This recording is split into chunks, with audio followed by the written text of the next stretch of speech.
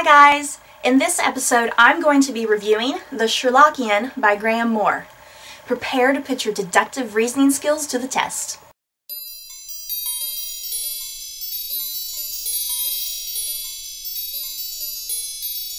I am not a Sherlockian. I feel like I have to come out and just say it. I have never read a single Sherlock Holmes story. I've watched like little PBS miniseries versions of some of the stories. I've watched the Robert Downey Jr. movies. I've watched BBC's Sherlock, and I've even watched CBS's Elementary. But I have never read a single story. I'm hoping to fix that problem sometime soonish. I do have a big leather-bound copy that has like the complete Sherlock Holmes stories in it, so hopefully in the future I'll get to that, and then that way I can indeed say I am a Sherlockian. But you don't have to be a Sherlockian in order to enjoy this novel. As long as you have a general idea about who Sherlock Holmes is and who Arthur Conan Doyle is, you should have no problem getting into this book. The Sherlockian follows Harold White, who is a devout Sherlockian. Ever since he was a little boy, he's been in love with the Sherlock Holmes stories. So when the day comes that he is inducted into one of the preeminent Sherlock Holmes societies, the Baker Street Irregulars, it's a dream come true. It's at this gathering of Sherlockians that Alex Kell is going to announce that he has found the missing diary of Arthur Conan Doyle. The diary is like this holy grail of Sherlockian scholarship. But the very next morning, Alex Kell is found dead in his hotel room. And what's more, there's no diary to be found. Harold quickly examines the room before the police arrive, and he instantly notices that there are clues in the room that are mimicking the Holmes story A Study in Scarlet. Wanting to put his Sherlockian skills to the test, Harold departs for England. And with him is a reporter, Sarah Lindsay. You can kind of say that Sarah becomes his version of Watson. It's in England where Harold and Sarah search through Alex Kell's home and his places of research, and they're trying to gather clues as to where Alex possibly found the missing diary. Harold is determined to find the diary, no matter the cost, even if that cost is his own life. Alternating throughout Harold's story are flashbacks to Arthur Conan Doyle. Doyle has had enough of Sherlock Holmes. It's gotten to the point that when people ask for autographs, they request he sign with Holmes' name. Yep, Doyle had to face his own legion of fangirls and fanboys back in the day. Apparently, Sherlock mania has never stopped. Doyle feels like his readers have become too obsessed with Sherlock Holmes. So one day, Doyle decides to kill him. The killing of Sherlock Holmes results in a tremendous backlash that Doyle had not anticipated. People are actually in mourning for this fictional character. It's quite bewildering to Doyle that people loved this character that much. But Doyle is fixed on the idea of Sherlock Holmes staying dead. He wants peace back in his life. 8 years later, Doyle is helping to investigate the murder of some young women. And helping him investigate through all of this is his good friend, Bram Stoker. Doyle and Stoker have an epic bromance, by the way. Doyle and Stoker get involved in events that they never could have imagined, and their friendship is put to the test as the murders continue to climb, and their very own lives are put in danger. And as much as Doyle wants Sherlock Holmes to stay dead, Sherlock Holmes very much wants to live. I really enjoyed this book. It's not the world's greatest book, but overall it's very enjoyable, and it has a really great mystery with the missing diary. The story had a really great pace to it, and I really liked the interweaving of Harold and Doyle's stories.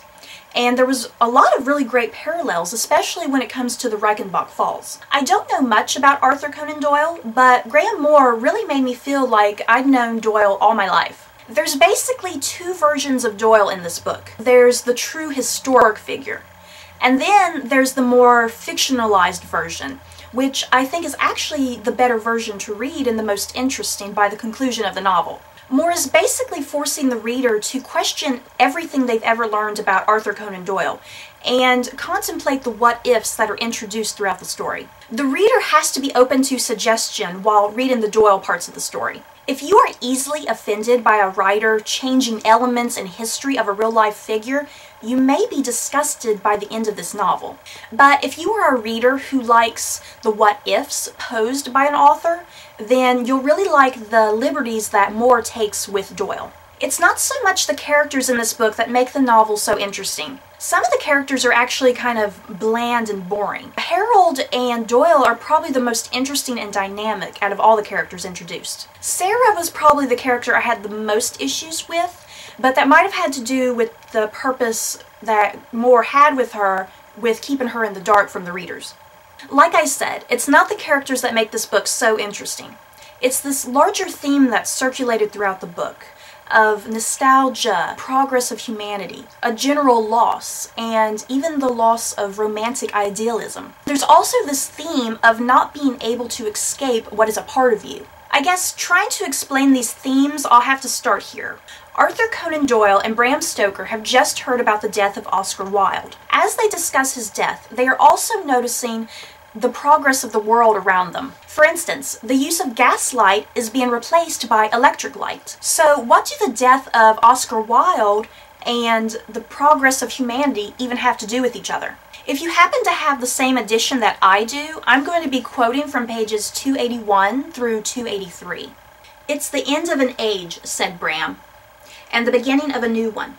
The 20th century. It sounds odd on the tongue, doesn't it? The calendars have already changed, and now we've lost Oscar. Not even Victoria can last forever, though. She's certainly of a mind to try." "Perhaps," said Arthur, "what saddens me is not the passing of time, but the curious sensation of being aware of it as it happens. We're used to demarcating our histories in hindsight. We draw the lines afterward. It's the scholars who separate one period from another.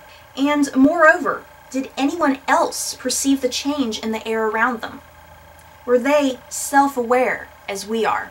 I don't know how any man could feel his eyes burn in the electric light and not also feel the sudden palpability of history." This conversation between Doyle and Stoker eventually broaches the topic of Sherlock Holmes. Stoker suggests that Doyle brings Sherlock Holmes back from the dead, but Doyle is infuriated by the very idea. He is adamant on the fact that he is going to keep Holmes dead. So their conversation continues as follows. "I don't care whether you do or not," said Bram, "but you will eventually. He's yours, till death do you part. Did you really think he was dead and gone when you wrote the final problem? I don't think you did. I think you always knew he'd be back. But whenever you take up your pen and continue, heed my advice. Don't bring him here. Don't bring Sherlock Holmes into the electric light. Leave him in the mysterious and romantic flicker of the gas lamp. He won't stand next to this, do you see? The glare would melt him away. He was more the man of our time than Oscar was, or than we were. Leave him where he belongs, in the last days of our bygone century. Because in 100 years, no one will care about me, or you, or Oscar. We stopped caring about Oscar years ago, and we were his bloody friends. No, what they'll remember are the stories. They'll remember Holmes, and Watson, and Dorian Gray." After Stoker has finished speaking, Doyle replies with the following. "The man is nothing. The work is everything." To which Stoker later responds, "Realism, I think, is fleeting. It's the romance that will live forever." I can't even begin to explain my emotional state while I was reading these lines. Their whole conversation is just so powerful and very moving. In some ways, what they're saying is incredibly sad, but also incredibly true. Oftentimes, it's not the authors that we remember. It's their characters we remember and those places that those characters inhabit. All of this ties in perfectly with Harold's story as well. Harold has been in love with the Sherlock Holmes story since he was a child. It's Holmes that he's always wanted to imitate and become. It's always been this romanticism of the world and persona of Holmes that Harold has always loved. But it's the search of this missing diary that forces Harold to question his life and the very essence of the subject and person that he has always admired. Moore wants the reader to ponder this question. Is the answer to the mystery always that satisfying?